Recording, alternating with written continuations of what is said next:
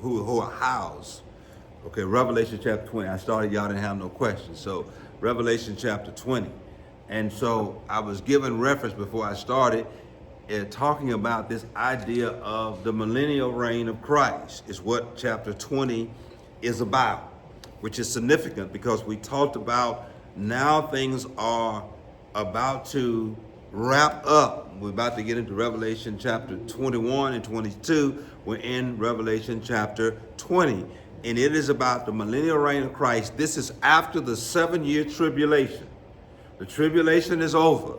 God has judged the world, and all of the wrath of God has been poured out on all of humanity that have rejected God. The church has been raptured up out of the world. Now we're dealing with the millennial reign of Christ, which is the 1,000-year reign of Christ on the earth. And this is Christ. Now look, you got to distinguish between Revelation 21 and Revelation 20. Revelation 21 is what we read at the funeral of most people. Revelation chapter 20 is different. Christ is going to come and set up his kingdom on the earth in Jerusalem.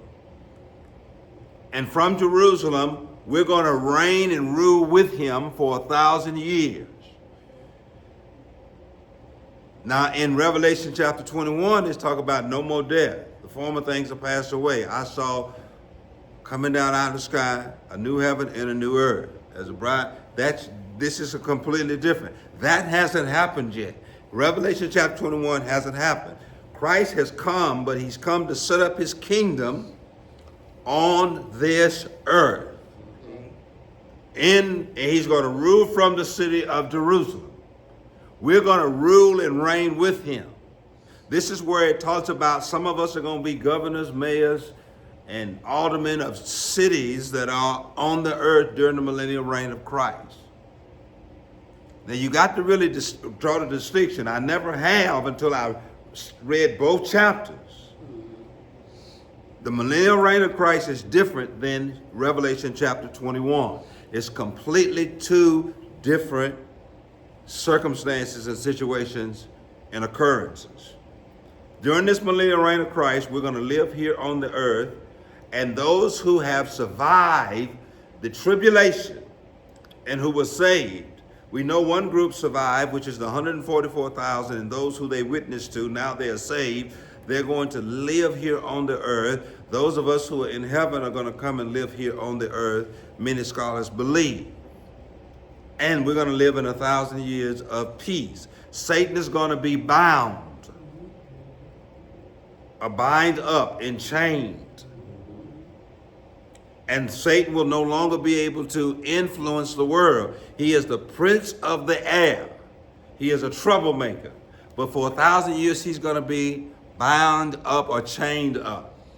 And evil will not have a free reign on the earth. He will not be the prince of darkness, the prince of the earth. He won't have that influence. Okay, but then evil will still have the ability to spread. We know that. Because we can only be influenced by the devil, but evil, as I preached Sunday from Romans, evil is in us. And people are going to rebel against God during the millennial reign of Christ, and Satan won't be here to tempt them to rebel. But the evil that's in us, the rebellious nature of human being, to be under the authority of God, is still going to be on the earth, and there are going to be some people that are going to rebel against God, even though they have seen Christ reign, even though they've experienced 1,000 years of peace, even though they've seen Jesus rule the earth from Jerusalem, they're still going to rebel. Yeah. And what was fascinating to me is how many people are going to rebel, according to Revelation chapter 20. The number of people that are going to rebel is going to be as many as the sands of grains of sand on the sea. That's crazy. And Satan won't be here to influence them. But now, when he is loosed at the end of the thousand year millennial reign of Christ, he's going to convince the nations to join with him again. Okay, so I know I'm a little ahead of myself. I'm just trying to give you some context so we can go into it. I'm just trying to tell you it's broken down really into three different sections. We'll be back by this time. We'll be here during the millennial reign of Christ. We will be here with him, with Christ. Because the first time he's coming for his saints, the second time he's coming with his saints to set up his millennial kingdom here on earth. Jesus Christ will live and reign from Jerusalem, the physical location of Jerusalem. We will reign with him during this time. We will be here on the earth. But that's not the end of all things. That's not the end of time. Eternity won't begin during this time. It won't be till after this time. Okay. Because in Revelation chapter 21, it starts out by saying, no more death. Death has not yet been destroyed yet. So you got to understand that during the millennial reign of Christ, now I didn't know this, some scholars believe and project that some people will be born during the millennial reign and some people will die. But you will live a long time. There will be plenty of centenarians, people who will live to a long, because Revelation chapter 21 has not happened yet. What does it say? There will be no more death, no more sickness, no more sorrow, no more pain. The former things are passed away. That's not during the millennial reign of Christ. It's kind of confusing, ain't it? Yeah. It threw me for one, too. But you have to keep it in context because this thing is playing out because yet and still there are people who survived the tribulation because of the witness of the 144,000. And then there are going to be people who are going to come here and live on the earth. There are going to be people born during the millennial reign of Christ. And some scholars, which I'm not sure whether I concur with their observation that there are going to be some people that's going to die during the millennium. I'm still studying that and I'll come to my conclusion by next week. But that's going to be a time of peace because he's going to reign on the earth. And I think it's Isaiah chapter 6 that tells us what it's going to be like during the millennial reign of Christ, what life's going to be like here on earth. We know we're going to live in perfect peace because Satan will no longer be here to control, and he won't be the prince of the air. And so he won't be able to tempt us externally. So we won't have to pray this prayer in this where it says, deliver us from all evil, or that word in the Hebrew is deliver us from the evil one, because he won't be here. He will be bound up or chained up. So he won't be here to stir up trouble, to be the prince of the air. There will be no spiritual wickedness in high places because he will be bound with all of the demonic forces of hell. But the thing that will tempt us is our own sinful nature. Our own evil desires. Are y'all with me? Yes. Because look at what, and I'm just trying to give you, because you know I can't teach it verse by verse, so let me just kind of go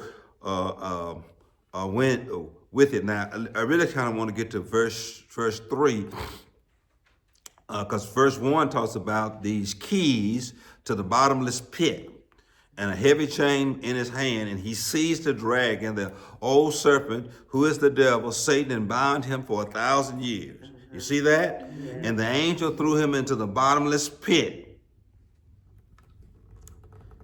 And they shut it and locked Satan so he could deceive the nations no more, not anymore, until 1,000 years he must be released for a little while. You see that?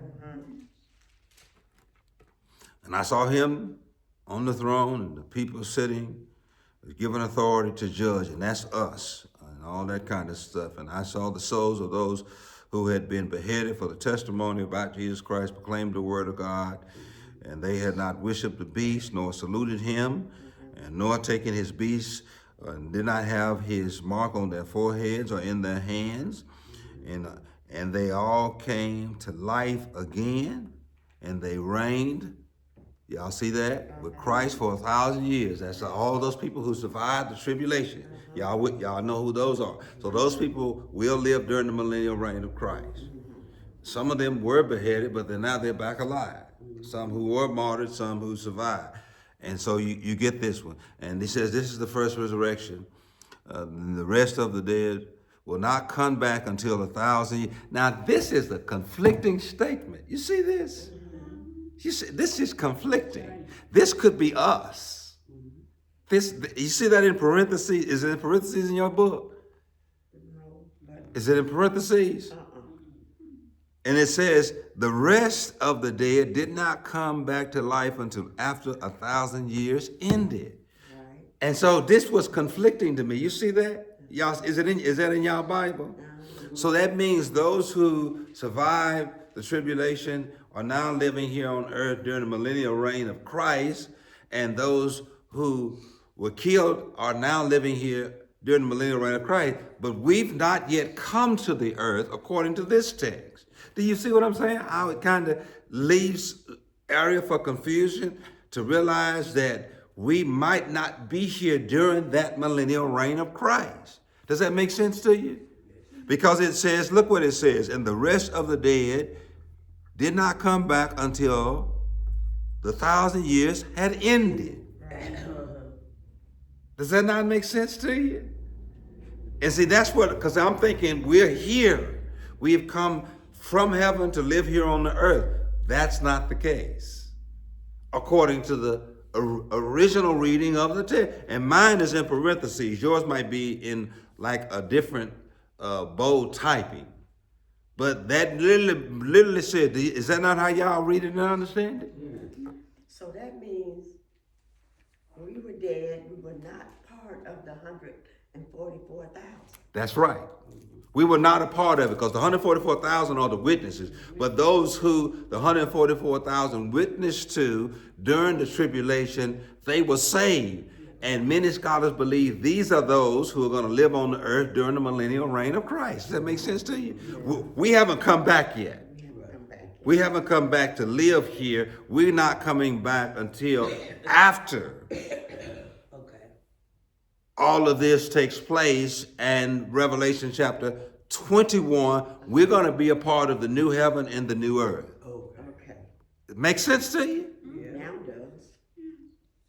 I never read that until I actually looked at this. And it says the rest of the dead did not come back to life, and that's us. Because we are all we've all either died or been raptured. And we don't come back until after the 1,000-year millennial reign of Christ. Those who are alive on the earth at the time of the millennial are those who had survived. And we know that because of what it says right there in verse number 4 and 5. And he says, I saw the souls of those who had been beheaded for the testimonies about Jesus Christ, proclaimed the word of God, and did not worship the beast or his statue, did not accept a mark in their forehead and in their hands. They all came back to life to reign with Christ for 1,000 years. These were people who were killed during the tribulation, along with the 144,000. They're going to live here on the earth for 1,000 years. We are not coming back until after the 1,000-year millennial reign of Christ. Because God is going to purge the earth one more time. Then it says, blessed and holy are those who have shared in the first resurrection. For the second death has no power over them. They will be the priests of God and of Christ and will reign with him for 1,000 years. And see, that's the difference. And see, that's how you have to read the Bible. You got to really study it, look at it. Does it make sense to you? Yeah, but why are you changing up, though?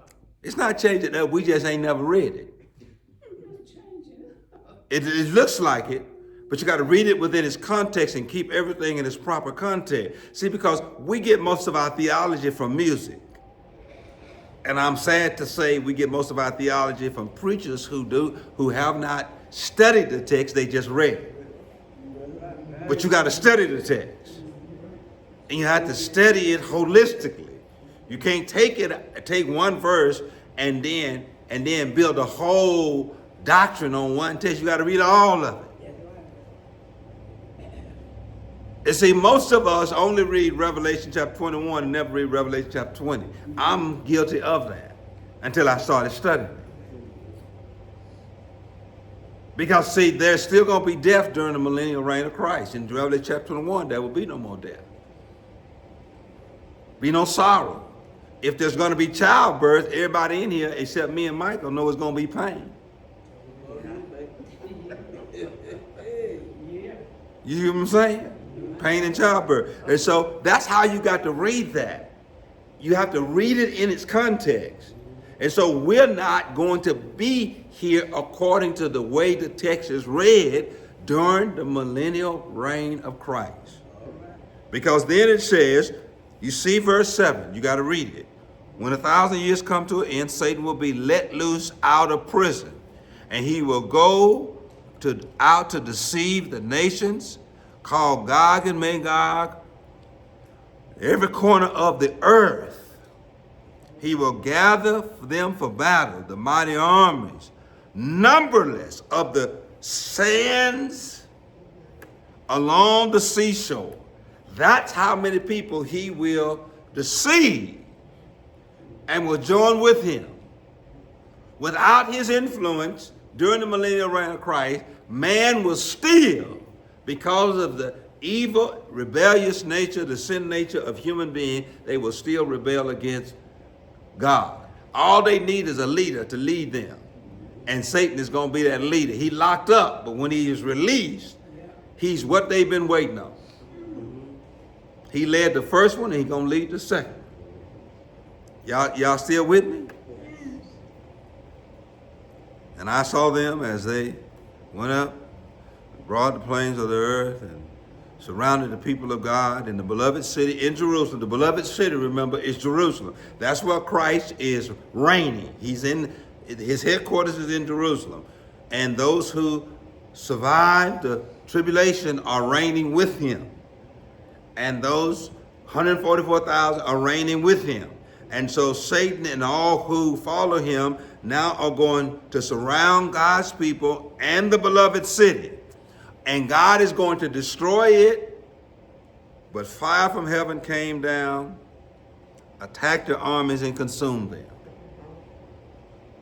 God's going to destroy them when they get ready to attack God's people and that city. And then Satan, who has deceived them, is thrown into the lake of fire, burning sulfur, to join the beast, the false prophet, to be tormented day and night forever and ever. Now, this is what I didn't understand either. Hell is a temporary place. The lake of fire is the permanent place. I didn't understand that. Hell is the temporary place, huh? Is the permanent place. Because called hell also, right? Yeah, it's two different places. It's two different, and it's like, and many scholars, we understand it as purgatory, or the place of the dead. It's like being in, when you first go, y'all ain't been to jail, I have. You know, when you go to jail, it's two different locations. First you go into holding, where they take your clothes off, search you, most time make you take a shower. You in the jail, but you're not in jail until you hear the bars clink. There's a holding, they hold you. And so hell is that because Satan is literally bound in hell during the millennial reign, and then he is unchained and let out. But then eventually, he's going to be permanently and eternally. Because listen, you remember the old folk didn't have a lot of theology, but they had a theological understanding, because when they said time that is will be no more, that's what it means. Time still is during the millennial reign of Christ. That means time is ticking. But then after the millennial reign of Christ, time that is will be no more. We won't live in time, we'll live in eternity.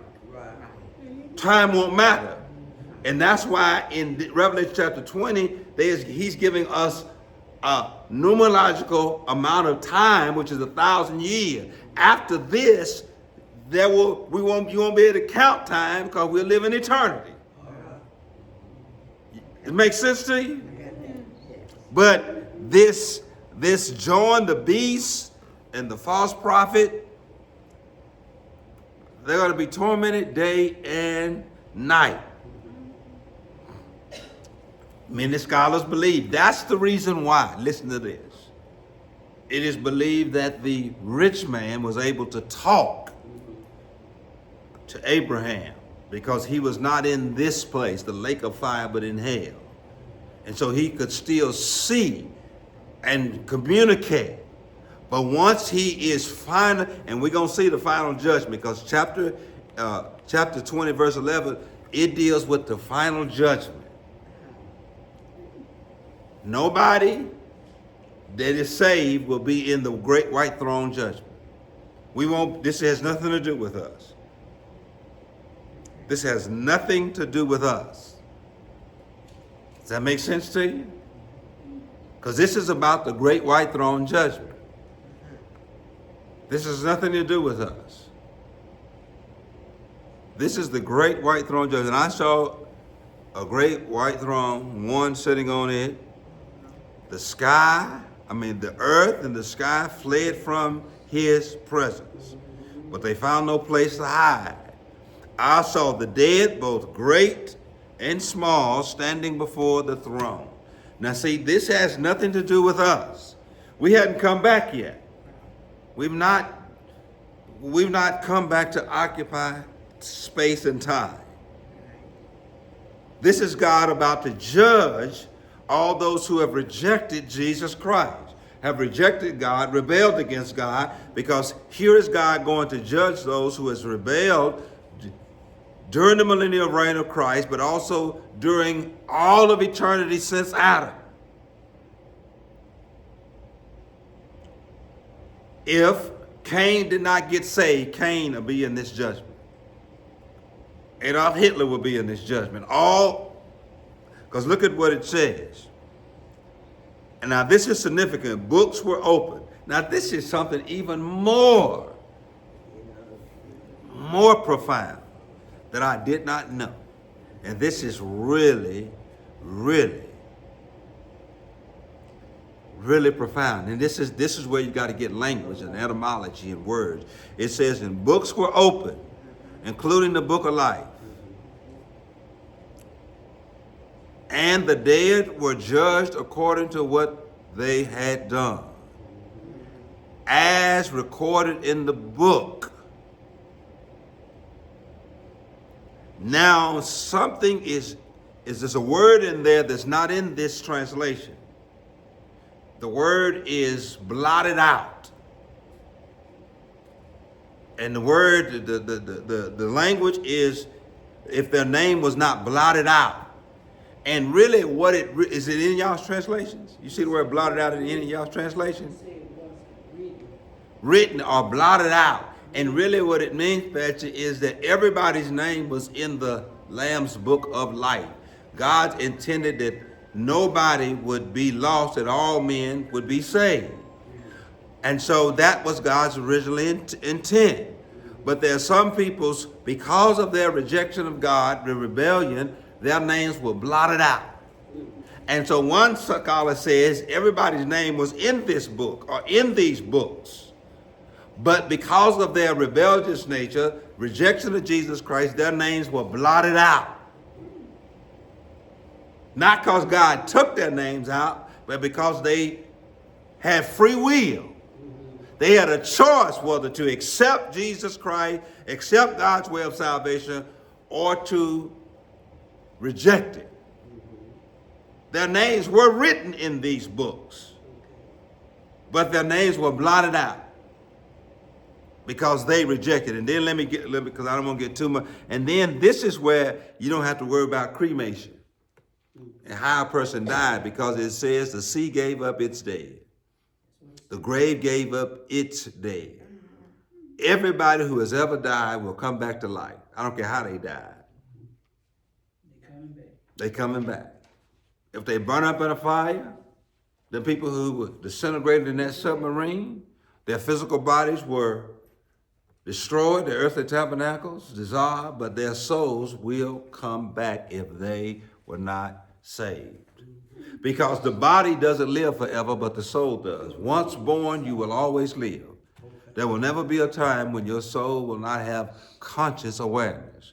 There will be a time when your conscious awareness cannot be housed in this physical body. But there never will be a time after you are born that you will not have conscious awareness.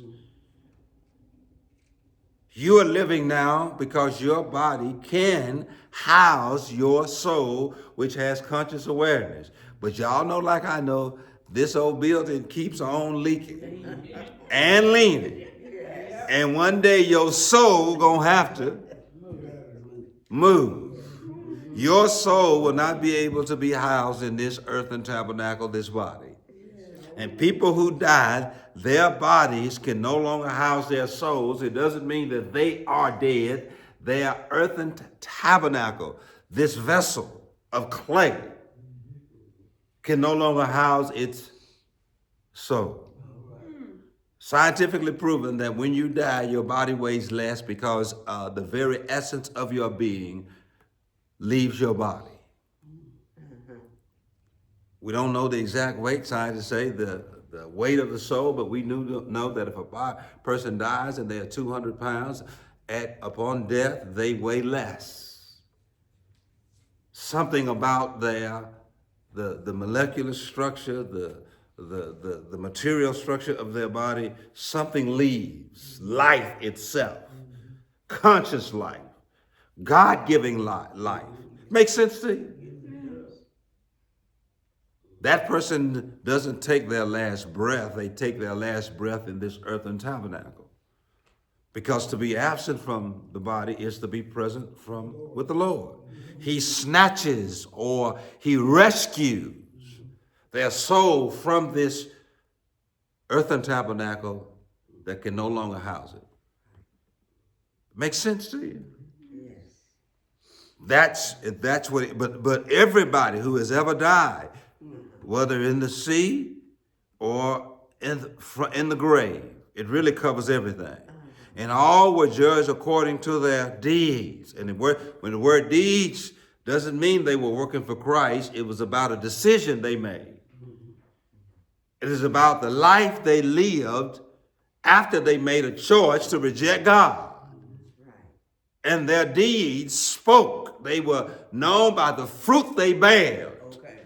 They rejected God. They lived a rebellious life. We're going to be given the description of the kind of people these were in Revelation chapter 21. Because it's going to list who is going to make it. Then it's going to list a group of people who are not going to make it. And I don't even want to get that far in the text. But I'm just telling you, he's going to give us a description of some of these kind of people. And if you go to Revelation chapter 21, I ain't going to get too deep in it, but I'm just going to give you an illusion. He says, but cowards, unbeliever, corrupt, murderers, immoral, those who practice witchcraft, worship idols, and all liars. These are those people that are going to be judged. Those people who absolutely reject God and reject Jesus Christ by their decisions, and they're going to live rebelliously, and they're going to be judged based on those deeds of unrighteousness. And then death in the grave was thrown into the lake of fire. For the first time, death, because people died during the millennial reign of Christ. Okay, now I'm confused here. Now the devil and the people with the mark on their head, they were thrown into the lake of fire. Now these people are thrown into the lake of fire too. The devil was thrown, the false prophet and the Antichrist first. Now these people are got to be judged first because they got to stand before God. They've already been sentenced to hell. Now they're finna be sentenced to the lake of fire, where time that is shall be no more because they reject God. They've been given every chance to accept Jesus Christ. Some of these people, they're going to see God. They're going to see he who sits on this throne, and still they're going to reject him.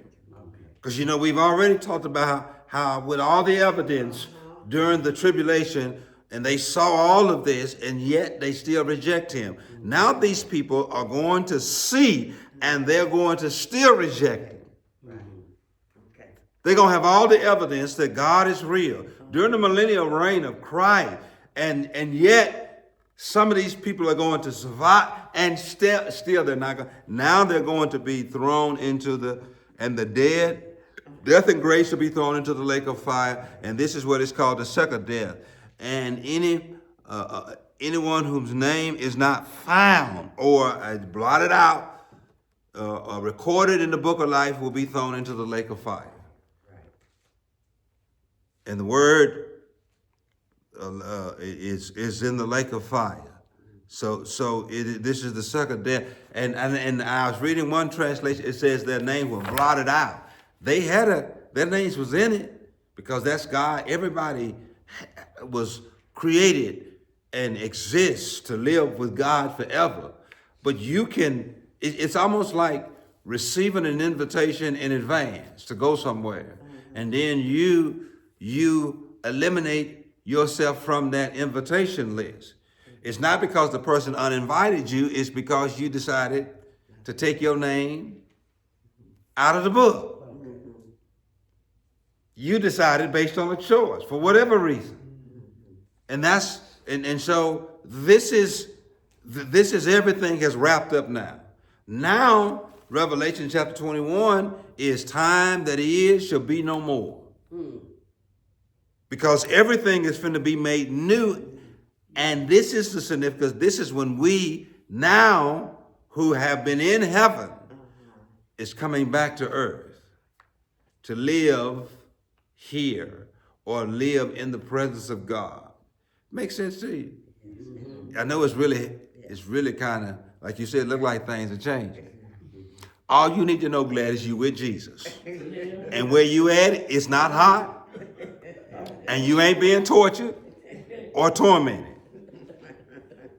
And you don't want to be here during the millennial reign of Christ because, see, I sure don't want some of my members to be here because y'all could be easily deceived anyway.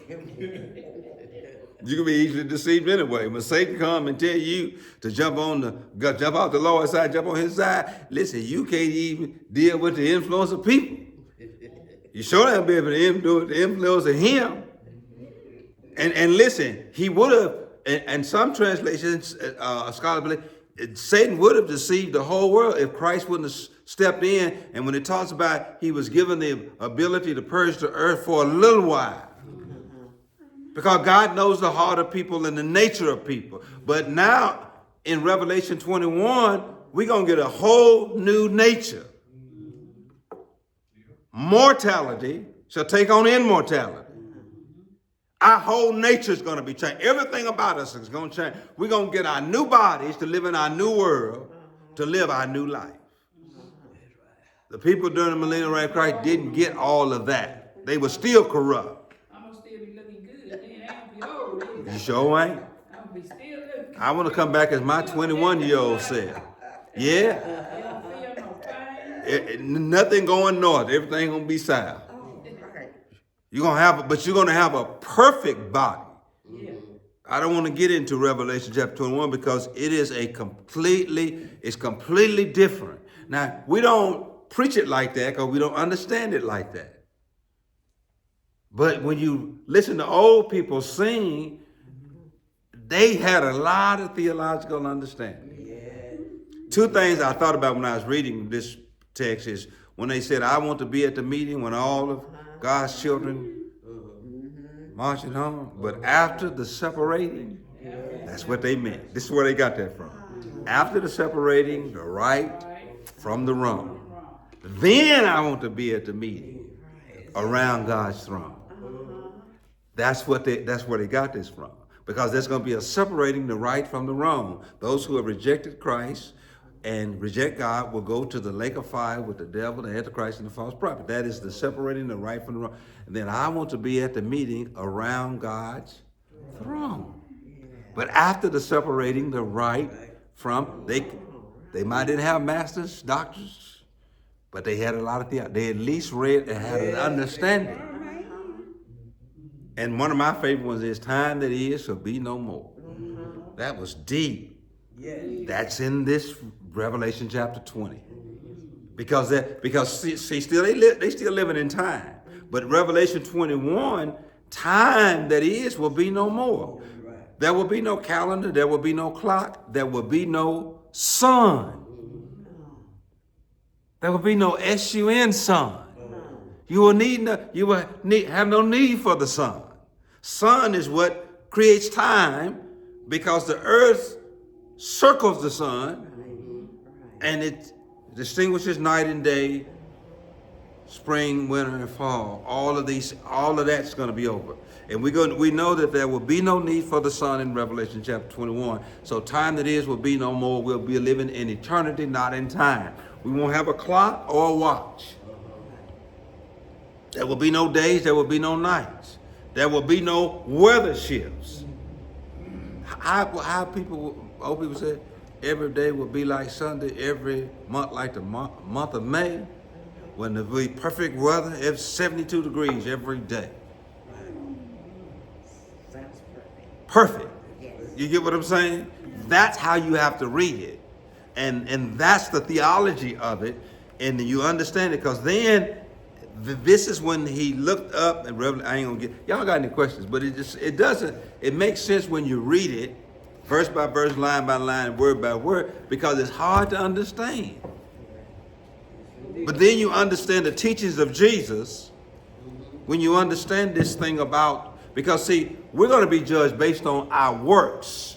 What you're doing right now will determine what you get when we get to heaven. Because, we all are going to be in the same place at the same time. All people who've ever been saved are going to be in Revelation chapter 21. Those who have rejected God is going to meet their end in Revelation chapter 20. Because after all God has done to be merciful, long-suffering, patient, and forgiving, they will have rejected it in every corner and every change. Not those of us who have accepted it are going to experience the everlasting and eternal mercy of God. And you read Revelation chapter 21, it is a beautiful rendition. Yeah, I want you to do it before I leave now. Well, you better stay then. We got 2 more chapters to go. I want chapter, I want that 21. 21 chapters next week. You have to give me 21.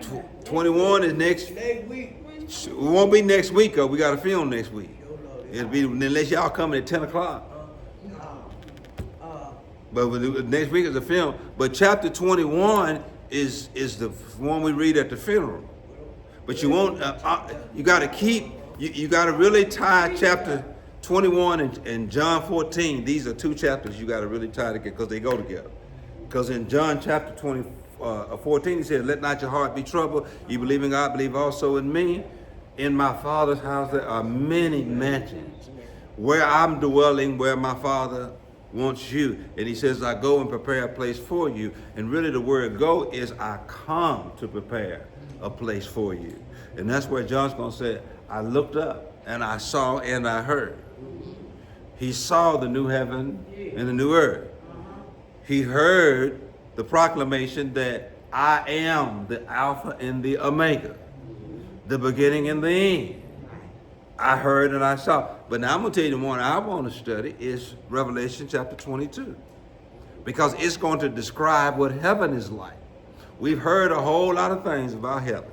But Revelation chapter 22 is going to tell us what it looked like. John used the most precious things, the most valuable things, the most material thing to describe heaven and earth, the new heaven and the new earth in Revelation chapter 22. But it doesn't even come close to what it's really like.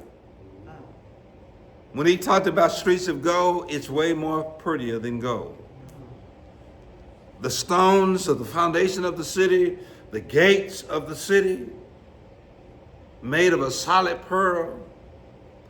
And when he says the walls of the city, they are so high you could look up and you wouldn't see the top of them. The city is so immense, it's so big that it's 1,500 miles in each direction. 1,500-mile wall east and west, 1,500-mile wall north and south.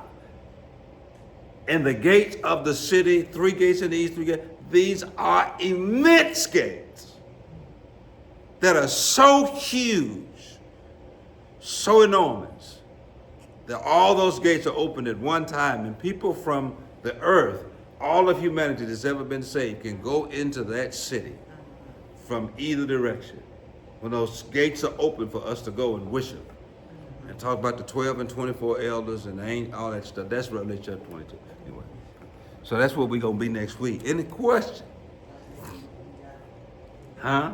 Yeah. So well, you go on leave if you want to. You better watch it on Facebook or YouTube.